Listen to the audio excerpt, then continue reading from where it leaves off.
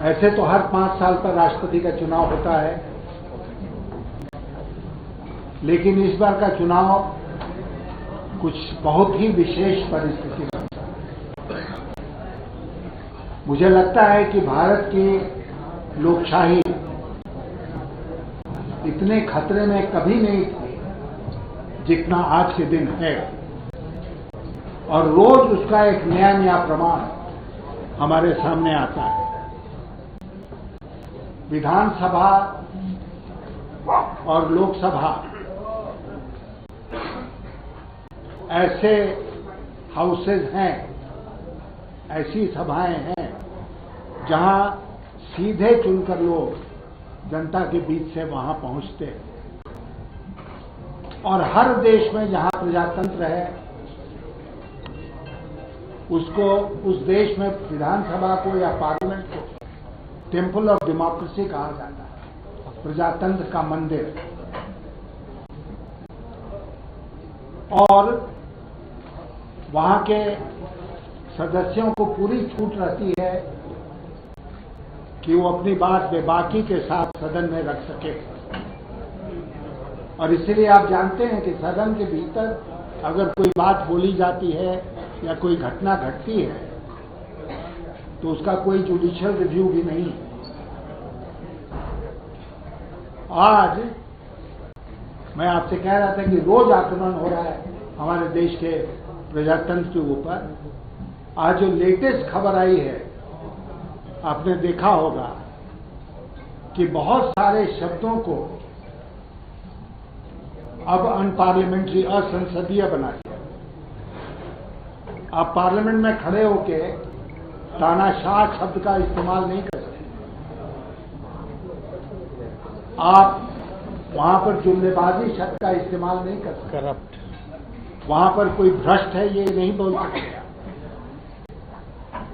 तो अब क्या दृश्य होगा जो 18 जुलाई से पार्लियामेंट सेशन शुरू हो रहा है, उसमें यही होगा कि एक सदस्य खड़ा होगा बोलने के लिए और उसके हर वाक्य पर सत्तारूढ़ दल के लोग और जो चेयर पर बैठे व्यक्ति हैं वो कहेंगे आप रुक जाइए, आप असंसदीय भाषा का प्रयोग कर रहे हैं। हर कदम पर रोका जाएगा और कोई अपनी बात नहीं कह पाएगा। इसी के साथ ये भी खबर आई है कि पार्लियामेंट परिसर के भीतर, जहां पर कि महात्मा गांधी की बहुत बड़ी सी मूर्ति लगी है, अंबेडकर साहब की मूर्ति लगी है, वहां पर आप अब कोई प्रोटेस्ट, डेमोन्स्ट्रेशन, कोई विरोध का प्रदर्शन नहीं कर सकते। तो मैं तो यहां तक कहूंगा कि अब सरकार को ये आदेश पारित करना चाहिए कि पार्लियामेंट का सदस्य क्या ड्रेस पहन के आएगा, कैसे बैठ जाएगा एक रो में, और उसके बाद उसके मुंह पर पट्टी लगी होगी, उसी तरह आएगा, उसी तरह जाएगा। देश के पार्लियामेंट का, संसद का, जहां मुझे भी बहुत दिनों तक रहने का मौका मिला है, इतना पंगु बनते हुए मैंने कभी नहीं देखा। लेकिन यह आज सब कुछ संभव है। मैं अभी विधायकों से मिला, यहां पर सांसदों से मिला, उनसे मैं कह रहा था कि अक्सर हम लोग बात कहते हैं कि प्रजातंत्र खतरे में है। प्रजातंत्र केवल खतरे में नहीं है, प्रजातंत्र समाप्त हो गया है इस देश में। और अगर देश की जनता नहीं जागी तो इससे भी भयंकर रूप हम लोगों को देखने को मिल सकता है। पार्लियामेंट्री सिस्टम ऑफ गवर्नमेंट का एक बड़ा जो फायदा होता है वो ये होता है कि सरकार फैसला करने के पहले सबको बुला के राय मशविरा करती है। कमिटीज बनी हुई हैं विधानसभा में, पार्लियामेंट में, वहां राय मशविरा होता है। और फिर एक मत बनाकर आगे बढ़ा जाता है।